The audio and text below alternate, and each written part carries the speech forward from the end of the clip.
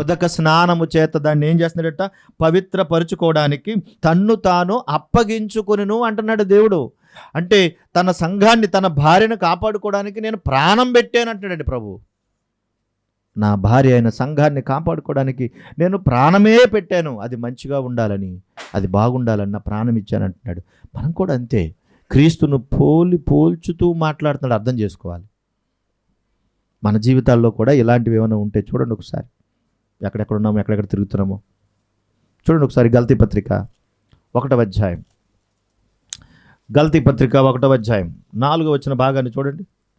క్రీస్తు మనలను ప్రస్తుతపు దుష్టకాలములో నుండి విమోచింపవలనని మన పాపముల నిమిత్తము తన్ను తాను అప్పగించుకున్న. దుష్టకాలము నుండి తప్పించడానికి క్రీస్తు తన శరీరాన్ని మనకు అప్పగించాడండి బాబు. మనకు అప్పగించాడు. మన పాపముల కొరకు మనల్ని విమోచించాలని అంటున్నాడు. అలాగే పేతురు రాసిన మొదటి పత్రిక 1వ అధ్యాయం 18వ వచన భాగం కూడా చూడండి. 1వ అధ్యాయం 18వ వచన భాగం. పితృపారంపర్యమైన మీ వ్యర్థ ప్రవర్తనను విడిచిపెట్టినట్లుగా వెండి బంగారముల వంటి క్షయ వస్తువుల చేత మీరు విమోచింపబడలేదు గాని అమూల్యమైన రక్తము చేత, అనగా నిర్దోషమును నిష్కలంకమునకు గొర్రెపిల్ల వంటి క్రీస్తు రక్తము చేత విమోచింపబడుదురని మీరు ఎరుగుదురు కదా అంటాడు. ప్రభు చేసినటువంటి విమోచన ఏంటంటే తన భార్య అయిన సంఘాన్ని కాపాడుకోవడానికి తన రక్తాన్ని చిందించాడు. ఆ సంఘంలో నువ్వు నేను బ్రతుకుతున్నావంటే ఇష్టం వచ్చినట్లుగా బ్రతకడానికి కాదు. ఇక్కడ అది దేవుని సంఘం, అంటే క్రీస్తుది. ఇంకా చదువుదాం ఒకసారి. అపొస్తలుల కార్యములు చూద్దాం. అపొస్తలుల కార్యములు 20వ అధ్యాయం 28వ వచన భాగం. అపొస్తలుల కార్యములు 20వ అధ్యాయం 28వ వచన భాగం.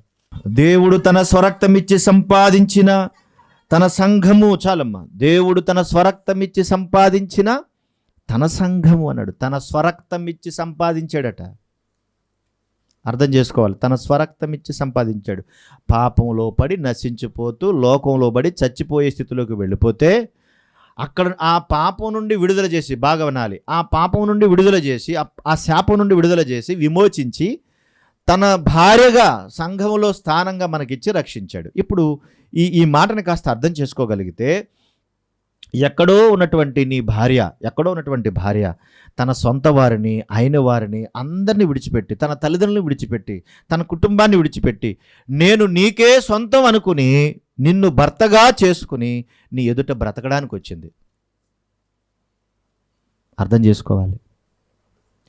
పాపములో బ్రతుకున్నటువంటి మనలను ఆ పాప కోపం నుండి విడుదల చేసి తన భార్యగా చేసుకున్నాడు. సంఘంలో స్థానాన్ని కల్పించి మనలందరినీ క్రీస్తు. ఎక్కడో ఒంటరిగా బ్రతుకుతూ తన కుటుంబంతో కలిసి బ్రతుకుతున్నటువంటి తను అన్నిటినీ విడిచిపెట్టి నీ భార్యగా ఉండడానికి దేవుడు నీకు ఇస్తే, ఆ భార్యను కొట్టి, తిట్టి, చంపి, హింసించి, బాధ పెట్టి, మరి ఇన్ని చేస్తే అది ఎంతవరకు రైటు? ఎంతవరకు అది దేవుడు అంగీకరిస్తాడు? దాన్ని తన్ను తాను విమోచించుకున్నాడు. మనకు విమోచన కలిగించాడంట తన రక్తము చేత అన్నాడు. అంతే కదా అక్కడ మాట్లాడిన మాట. తన స్వరక్తమిచ్చి సంపాదించను అన్నాడు. స్వరక్తమిచ్చి సంపాదించాడు మనల్ని. నిజంగా అంత అద్భుతం. ఇప్పుడు నీ భార్య మీద ఉన్నటువంటి ఆ పరిస్థితులు, ఆలోచనలు ఒకసారి క్రీస్తుతో పోల్చుకుంటూ మాట్లాడి చూడు, తెలుస్తుంది. తీతుకు రాసిన పత్రిక 2వ అధ్యాయం, 2వ అధ్యాయం 14వ వచన భాగాన్ని కూడా చూడండి.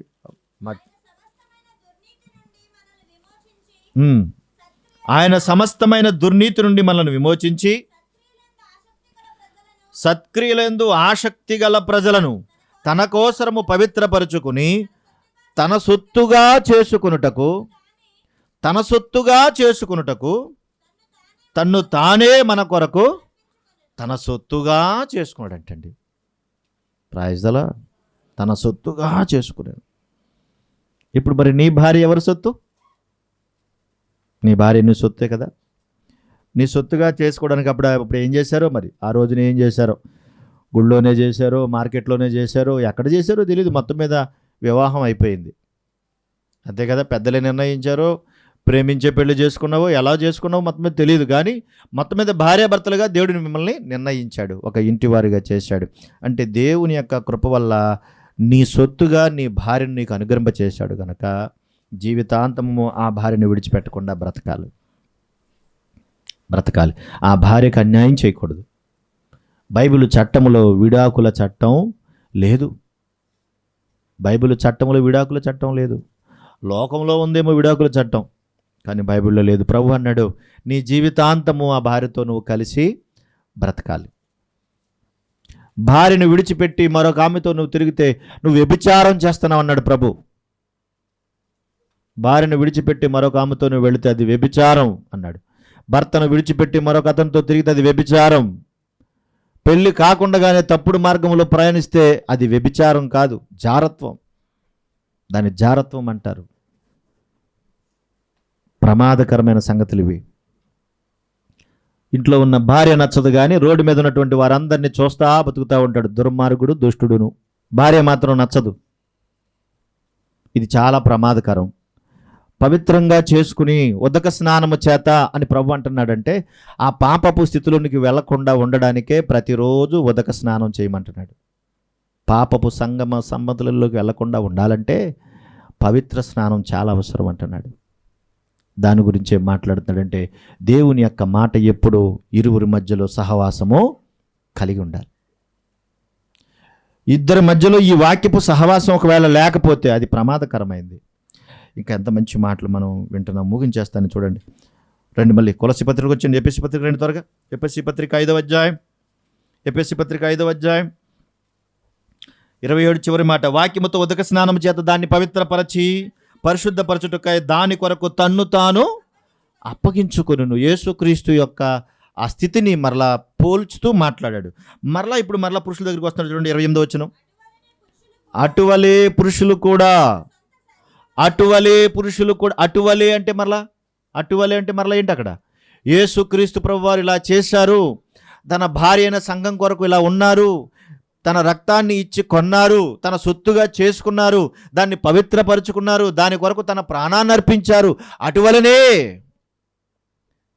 ఆ సంఘాన్ని, ఆ భార్యని ఎంతైతే ప్రేమించారో అలాగే పురుషులారా మీరు కూడా తమ సొంత శరీరముల వలె తమ భార్యలను ప్రేమింపబద్దులై ఉన్నారు అన్నారు. తమ సొంత శరీరంలాగా భార్యను ఏం చేయమంటున్నాడు? ప్రేమించమంటున్నాడు. సొంత శరీరం అంటే సొంత శరీరం ఉందా లేదా? ఎలా చూసుకుంటారు దాన్ని? నాకులాగా ఎంత నల్లగా ఉన్నా కానీ సబ్బెట్టి రుద్దారా దాన్ని? రుద్దరా? చెప్పండి బాబు, మీదే కదా పాఠం. మంది మన పాఠం, మీది కాదు, మందే. సబ్బెట్టి రుద్దామా దాన్ని? చూడ కొంతమందికి పౌడర్ లేకపోతే ఉండదు. ఏమే పౌడర్ లేదా? పౌడర్ లేకుండా ఉండలేరు వాళ్ళు స్నానం చేసి వచ్చేటప్పటికి అక్కడ సబ్బులు ఎట్టాలి, ఇంకేంటి ఇలా రాసుకుంటారు. అవి ఏంటమ్మా? ఏంటి చెప్పు రమేష్? ఇది రాసుకుంటారు కదా, అది బాడీ స్ప్రేలు, సెంటు వాసనలు, చెత్త చెదారవనం అవన్నీ పెట్టాలి. ఇవన్నీ దేనికి కొడతారు? శరీరానికేనా? అంటే మన శరీరాన్ని మనం బాగా చూసుకుంటున్నామా? చూసుకుంటలేదా? కళ్ళు కనపడిపోతే దీనికి కళ్ళతోడు పెడతామా లేదా? మరి నీ భార్యకు కళ్ళు కనపడపోతే గుడ్డుదానా, నీకు ఎందుకు కళ్ళు కనపడలేదే అంటాం, కానీ హాస్పిటల్ తీసుకెళ్తామా? ఎందుకు కనపడలేదు నీకు? సరిగా చూడా. మరి నువ్వెందుకు కళ్ళు పెట్టుకున్నావు నాకులాగా? నీకు కనపడలేదనే కదా మరి నీ భార్య. మీకు అర్థమవుతుందా? శరీరాన్ని ప్రేమిస్తున్నావు అంటే ఈ శరీరాన్ని ఎంత ప్రేమించుకుంటున్నామో అర్థం చేసుకోవాలి. భార్యని ఏమంటున్నాడు? నువ్వు అంత ప్రేమించాలి. రాహేలమ్మకు బాగాలేదంట, ఏదో కొంచెం పడిందంట, పాపం నొప్పి వచ్చిందంట కాలు. 4 సార్లు ఫోన్ చేశాడు నాకు ఫిలిప్ గారు, నా భార్యని చూడండి అని. ఆయన ఫోన్ చేసినందుకు నాకు చాలా సంతోషం వేసింది ఒక రకంగా. ఎందుకంటే అంత ఇష్టపడుతున్నాడు, అంత ప్రేమిస్తున్నాడు ఈయన. అర్థం చేసుకోవాలి. అటువలనే అన్నాడు చూడండి అక్కడ. అటువలనే పురుషులు కూడా తమ సొంత శరీరముల వలనే తన భార్యలను ప్రేమించాలి. ఆ శరీరం ఎవరిది అంటే భర్తగా ఆ శరీరం నీది. ఆ భార్యకు ఏ ఇబ్బంది కలిగిన, ఏ కష్టం కలిగిన, ఏ బాధ కలిగిన తీసుకోవాల్సిన బాధ్యత నీది. మందిరాన్ని తీసుకోవాల్సిన బాధ్యత నీది. దేవుని వాక్యం వింటే, స్త్రీల మీటింగ్లో కూడా చక్కగా దేవుని మాట వింటే స్త్రీలు బాగా నేర్చుకోగలుగుతారు. నీ మాట కూడా వింటారు. ఎప్పుడన్నా తీసుకొచ్చి స్త్రీల మీటింగ్కి వెళ్ళని దింపావా? ఇక్కడ ఎప్పుడన్నా దింపావా? పోనీ మీటింగ్ జరుగుతుందంటే వెళ్ళాలి అత్తమని మీటింగ్కే అంట, నువ్వే అడ్డపడుతున్నావు. ఇంటికి వచ్చి అంటే యారా అంటది నిన్ను. ఎందుకంటే తను ఏమి నేర్చుకోలేకపోతుంది, అక్కడ ఏమి నేర్చుకోవట్లేదు. నువ్వు ఇంటి దగ్గర నుండి ఈ మాటలే నేర్పుతున్నా, ఆ మాటలే నేర్చుకుంటుంది. భర్తగా నిన్ను విలువ లేకుండా కూడా తీసిపడేస్తుంది. కరేపాకు తొక్కంటారే అలాగా.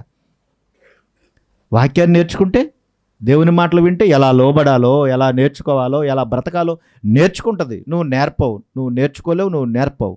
అప్పుడేమవుతుంది? తన జీవితం అంతా పాడు చేసుకుంటుంది, నీకు మొండి ఘట్టంలాగా నిలబడుతుంది.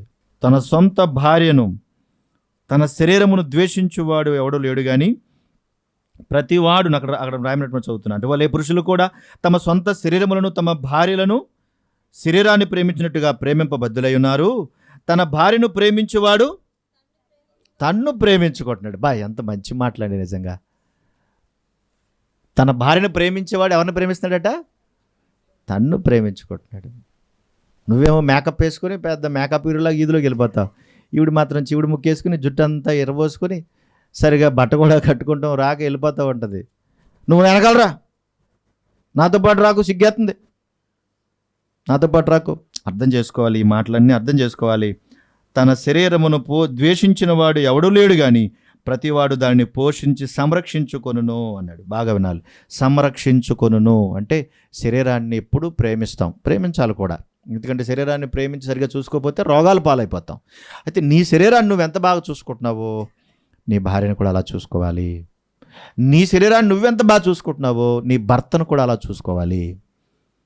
కొంతమంది స్త్రీలు అయితే అసలు భర్తనే పట్టించుకోరు. వాళ్ళకి నచ్చినట్టుగా ఉండాలనుకుంటారు తప్ప భర్తకు నచ్చినట్టుగా ఉండడానికి అసలు ఇష్టపడరు. చాలామంది ఇష్టపడరు. నేను ఇలాగే ఉంటాను, మా అమ్మగారింటి కాడ ఇలాగే ఉన్నాను, నేను నీ బోడి పెత్తనం నా మీద ఏంటి అంటారు చాలామంది.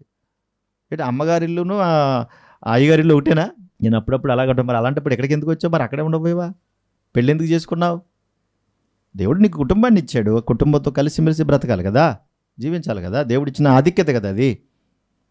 నేను ఇలాగే ఉంటాను, నేను ఆవిడ మాట వినకపోతే ఏం చేస్తాడు? ఇంత బెత్తం తీసుకుంటాడు, ఇంత దుడ్డుగారు తీసుకుంటాడు, ఇంకా ఈ పంతా బాధేస్తాడు. అవునా కదా? మీరు కూడా తిన్నారుగా చాలాసార్లు. దెబ్బలు తినలేదేంటి? మీరే కొట్టేశారా? ఒక రాయబడిన మాట, మనము క్రీస్తు శరీరమునకు అవయవలమై ఉన్నాము గనుక అలాగే క్రీస్తు కూడా సంఘమును పోషించి సంరక్షించున్నాడు. మరలా క్రీస్తుని పోలుస్తున్నాడు చూడండి అక్కడ మాట. మరలా పోలుస్తున్నాడు చూసారా?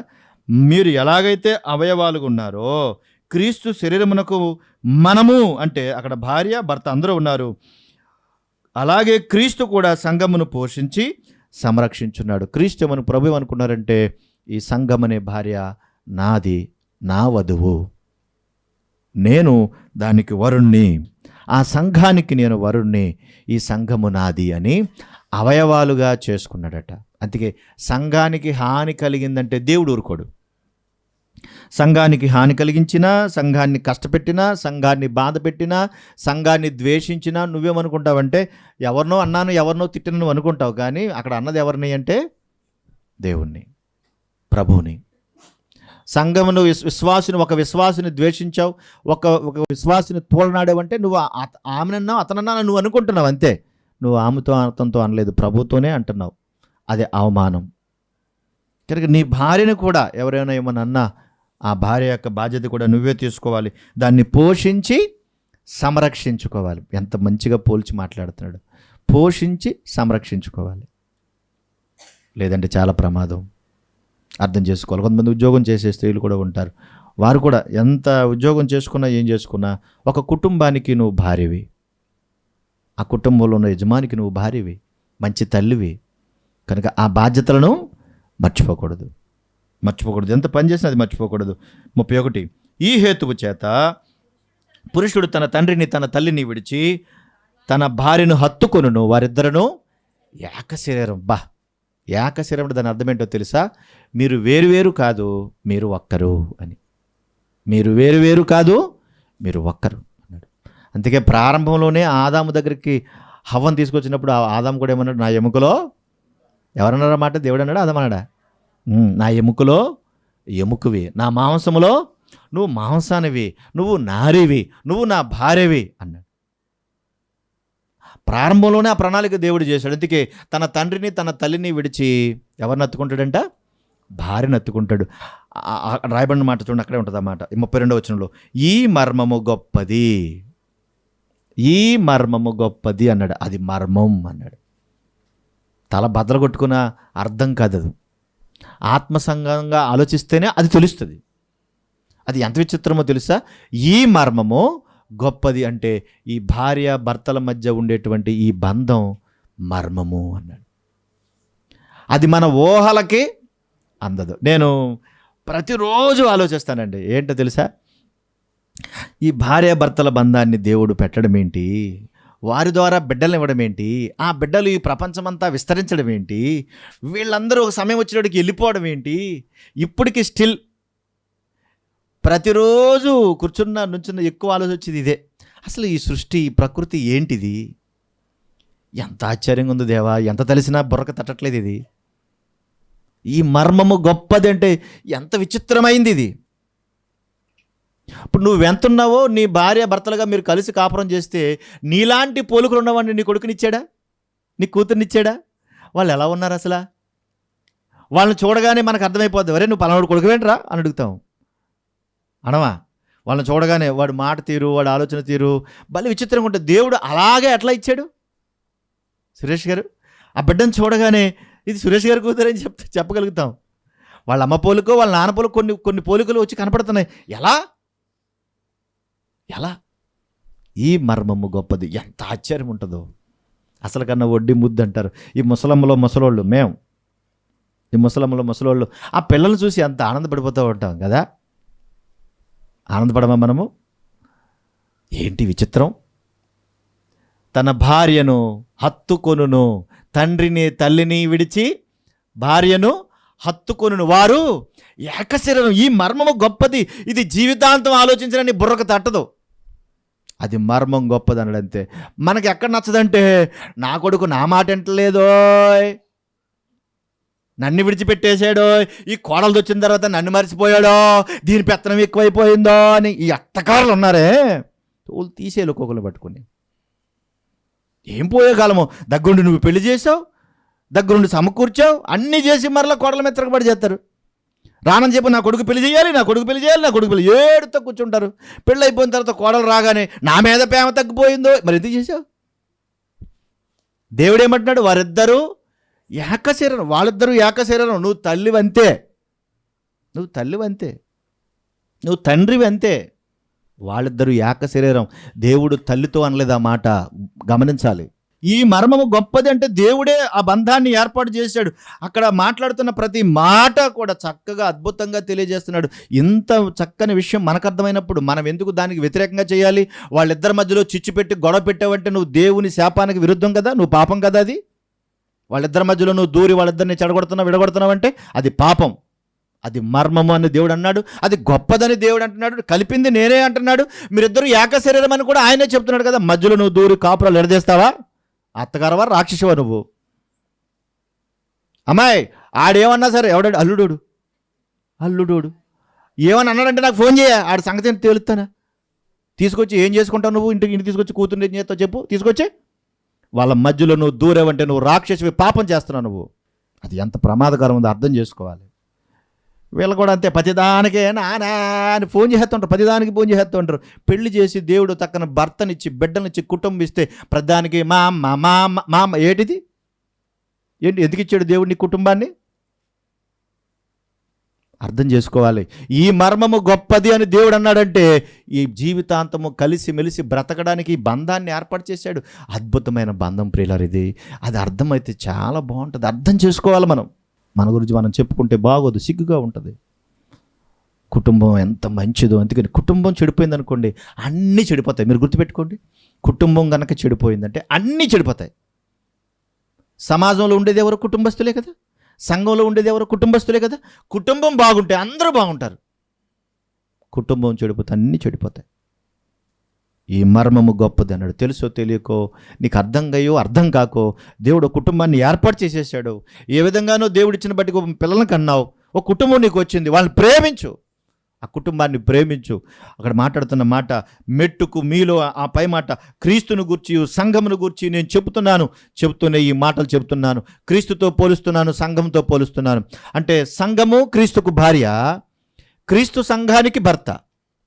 నీకొక భర్త, నీకొక భార్య, అంటే ఇరువురు భార్య భర్త ఒక కుటుంబాన్ని ఏర్పాటు చేశాడు. ఎంత అద్భుతమో చూడండి. అక్కడ మాట్లాడుతున్న మాట 33వ వచనంలో, మెట్టుకు మీలో ప్రతి పురుషుడు తనను వలె తన భార్యను ప్రేమించాలి, భార్య అయితే తన భర్త యందు భయము కలిగి ఉండునట్లు చూసుకోవాలి. ఎప్పటి వరకు అంటే జీవితాంతం. ఎంతసేపు వాళ్ళలో ఉన్నటువంటి ఆ నెగిటివ్ ఫీలింగ్స్ అన్నీ చెప్తా, మా ఆయన మంచోడు కాదు, మా ఆయన అలాంటోడు, మా ఆయన ఇలాంటోడు, ఈ వ్యతిరేక పదాలు చెప్పకండి దయచేసి. చెప్పొద్దు అట్లని. వ్యతిరేకంగా చెప్పే కొలుతూ నువ్వు వ్యతిరేకం అయిపోతావు. ప్రేమిస్తే ప్రేమ అనేక దోషములను పాపములను కప్పును అన్నాడు. కప్పెట్టు వాటిని. కప్పెట్టకుండా నువ్వు తవ్వుతున్నావు. తవ్వే కొలుతూ ఏమవుతుంది? గొడవలు రేగవా? తవ్వే కొలుతూ గొడవలు దెబ్బలాటలు రావండి. కొంతమందికి ఇదే పోయే కాలం. ఎప్పుడో జరిగిపోయిన సంగతులు కూడా ఇప్పుడు ఇస్తారు. ఆ రోజు మీ అమ్మ ఏమందా, మీ నాన్న ఏమన్నాడే. ఎప్పుడో జరిగిపోయిన సంగతులు అంటే బైబిల్ దానికి ఏం చెప్తుంది? జరిగిన సంగతి మాటికి ఎత్తువాడు మిత్రభేదము తెచ్చినట్టు బైబిల్ చెబుతుంది. వాక్యం మధ్యలో ఉంటే అన్నీ సగ్గిపోతాయి. కానీ వాక్యాన్ని తెచ్చుకోమే మనము. పక్కలో ఆ ఇంటి పక్క ఈ పక్కన మనం తెచ్చుకుంటాం. ఏమంటుంది మీ కోళ్ళలో? తరిమే. పనికి మనలో మాటలు వింటే నీ కుటుంబం బాగుపడుతుందా? దాన్ని తరిమేయ్యా. నీకేంటి రా, నువ్వు మగోడువు రా, నీకో పెళ్లి చేస్తాను రా. నువ్వు అసలు తల్లివేనా రాక్షసువా? ఆలోచించాలి. భార్య అయితే భర్త అయితే భార్యను ప్రేమించాలి, భార్య అయితే భర్త యందు భయము కలిగి ఉండినట్లు చూచుకోవాలి. ఈ మర్మము గొప్పదంటే క్రీస్తు ఎంత ప్రేమిస్తున్నాడో సంఘాన్ని అంత ప్రేమించాలంటున్నాడు. ఇది ఒకరి పట్ల ఒకరు కలిగి ఉండాలి. క్రీస్తు సంఘాన్ని ప్రేమించి తన ప్రాణమే పెట్టాడంటే నీ ప్రాణం పోయే వరకు కూడా ఈ బంధాన్ని విడిచిపెట్టకూడదు. రాయిస్తలా ఆమేన్. నీ ప్రాణం పోయే వరకు విడిచిపెట్టకూడదు. అస్తమాను భర్తని తిట్టకండి, అస్తమాను భార్యని తిట్టకండి, వ్యతిరేక పదాలు ఉపయోగించకండి, సానుకూలంగా ఉంచండి. మీరు మంచివారే కానీ ఇదిగో ఈ ఒక్క లక్షణం కూడా పోతే మీరు బాగుంటారండి. నువ్వు మంచిదానివే కానీ కొంచెం ఆ కోపం తగ్గించుకుంటే నువ్వు చాలా మంచిదానివే. నెగిటివ్ పదాలన్నీ పోగొట్టండి, పాజిటివ్ తెచ్చుకోండి, బాగుంటుంది. అస్తమాను వ్యతిరేకంగా మాట్లాడితే ఇంకా అంతకంతకు వెళ్ళిపోతావు. నువ్వు మూర్ఖుడు 100 సార్లు అంటే నేను మూర్ఖునేనే ఏంటి ఇప్పుడు అంటాడు. అయిపోయింది. నేను మూర్ఖునే ఇప్పుడు ఏంటి అంటాడు. వద్దు, నెగిటివ్ పదాలు వద్దు, వ్యతిరేక పదాలు వద్దు. దైవ సంబంధంగా నీ కుటుంబాన్ని కట్టుకోవడానికి నువ్వేం తీసుకుంటున్నావో చెప్పు. ప్రతిరోజు చక్కగా ప్రార్థన చేయి. ప్రభా, నా భర్తను కాపాడండి, నా భార్యను కాపాడండి, నా కుటుంబాన్ని దర్శించండి. వాక్యాన్ని మధ్యలోకి తీసుకుని రండి. దేవుడు ఏమంటున్నాడు? నీ యొక్క ప్రార్థన జీవితానికి ఆటంకం లేకుండా ఏం చేయమన్నాడు? జ్ఞానము చెప్పున వారితో కాపురం చేయమన్నాడు. జ్ఞానం చెప్పున కాపురం చేయమన్నాడు. నువ్వు అజ్ఞానంగా నడుచుకుంటావు, ఎప్పుడో పోతావు, ఎప్పుడో వస్తావు, ఇంటికి వచ్చిన రాగానే సెల్ ఫోన్ ఆన్ చేసుకుని పడుకొని ఉంటావు అంతే. నీ భార్యతో కూర్చుని కాసేపు ఏమన్నా మంచి అడ్డ మాట్లాడావా? ఎలా ఉన్నావు, ఏంటి నీ పరిస్థితి ఏంటని. పోనీ ఎక్కువగా బిజీగా పని చేస్తుంది అనుకోండి, బాగా ఏమైనా పనిలో పాలి భాగస్తుడు అయ్యావా? పని చేయడానికి ఏమైనా సిద్ధపడ్డావా? తను చేయలేని పనులు అయ్యో కొన్ని పనులు ఉంటాయి, పోనీ ఆ పనులైనా చేసావా? సహకారిగా ఉన్నావా? కనుక ఇవన్నీ మనం అర్థం చేసుకుంటంలో ఉంటుంది. సంఘాన్ని క్రీస్తు ప్రేమించినట్టుగా కుటుంబాన్ని కూడా ఒకరినొకరు ప్రేమించుకోవాలి. ఒకవేళ ఇది దాటిపోతే చాలా ప్రమాదం. మనకు తెలుసు యేసుక్రీస్తును కన్నటువంటి మరియ భర్త అయినటువంటి యేసేపు తన జీవితంలో అన్ని విషయాల్లో కూడా పాపం తన యవ్వనకాల పరిస్థితుల్లో కూడా తన యొక్క సంగతులన్నీ మారిపోయి భార్యగా తన దగ్గరకు వచ్చింది. అప్పటికే ప్రధానమైపోయింది, తన పరిస్థితి ఏమీ బాగోలేదు. కానీ సడన్గా ఉన్నట్టుండి మరి ఆమె గర్భవతి అని తెలిసేటప్పటికి చాలా దుఃఖపడాల్సి వచ్చింది, బాధపడాల్సి వచ్చింది.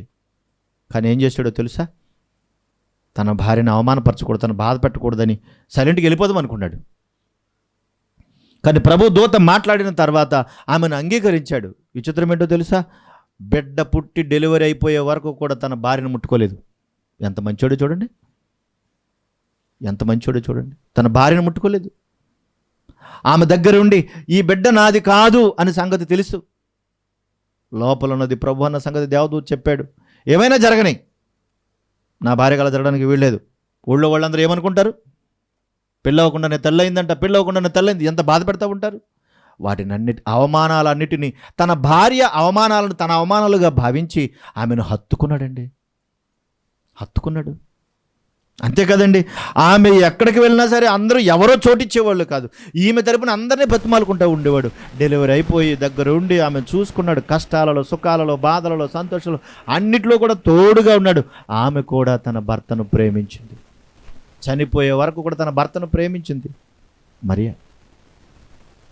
ఎంత మంచి భార్యాభర్తలండి వాళ్ళు. వారి జీవితాంతం బ్రతికారండి అలాగా. మనకు మంచి మాదిరి. కనుక ఉంటాయి, చాలా గొడవలు ఉంటాయి. తల్లిదండ్రులు, పిల్లలు, కుటుంబస్తులు, భార్య భర్తలు, ఇవన్నీ ఒకరినొకరు అర్థం చేసుకోవడం. మరలా జ్ఞాపకం చేస్తున్నాను, ఈ రోజున ప్రపంచం మొత్తం మీద ఎక్కువ కుటుంబాలు నాశనం అయిపోవడం కారణం ఏంటో తెలుసా? ఒకరినొకరు అర్థం చేసుకోకపోవటమే. వాళ్ళు విడిపోవడానికి పెద్ద పెద్ద కారణాలు ఏమి ఉండవు, చిన్న చిన్న కారణాలే ఉంటాయి. చిన్న చిన్న కారణాలతోనే అర్థం చేసుకోలేక కాపురాలు విడగొట్టుకుని చచ్చిపోతున్నారు, చాలామంది చనిపోతున్నారు. కనుక మనము వాక్యాన్ని తెలుసుండి, దేవుని ప్రేమించి, సంఘ సహవాసంలో దేవుడు మనకు ఆధిక్యతనిచ్చి మన ప్రభు ద్వారా మనం నడిపించినప్పుడు మనం నేర్చుకోవాలి. మరియా యోసేపులు ఏ విధంగా అయితే ప్రభువును స్తుతిస్తూ బ్రతికారో, యోసేపు వెళ్ళిపోయిన తర్వాత కూడా మరియా జీవితాంతము ఆ ప్రభు పాదాల దగ్గర బ్రతికింది, కుమారుడైన దేవుడని గ్రహించింది. కనుక ఇరువురు కూడా, కుటుంబంతా కూడా ఆ ప్రభు పాదాల దగ్గర బ్రతికితేనే మనకి ముందుకు వెళ్ళగలుగుతాం. మన కుటుంబాలు బాగుపడతాయి. కనుక లోపాలు ఒకరిలోనే లోపాలు ఉంటాయంటే కాదు, ఇద్దరిలోనూ లోపాలు ఉంటాయి. అవేంటో మనం తెలుసుకుని వాక్యాన్ని మధ్యవర్తిగా పెట్టుకుని సరి చేసుకుంటే కుటుంబాలు బాగుపడతాయి. ఏ విషయంలో ఒకరినొకరు ప్రోత్సహించుకోవాలి, పురుకొల్పుకోవాలి, కుటుంబాన్ని పాడు చేసుకోకూడదు. దేవుడు తన కృప చేత మనల్ని నడిపించునుగాక. ఆమేన్. ప్రార్థన చేసుకుందాం. పరిశుద్ధుడా, ప్రేమ కలిగిన మా తండ్రి, ఘనమైన మా దేవా, మీకు స్తోత్రాలు నాయన. నీ కృప, మీ సహాయమును బట్టి, మీ ప్రేమను బట్టి ఈరోజు కూడా ప్రభా ఎన్నో మంచి విషయాలు ప్రభా మేము వినడానికి మీరు అవకాశం ఇచ్చారు.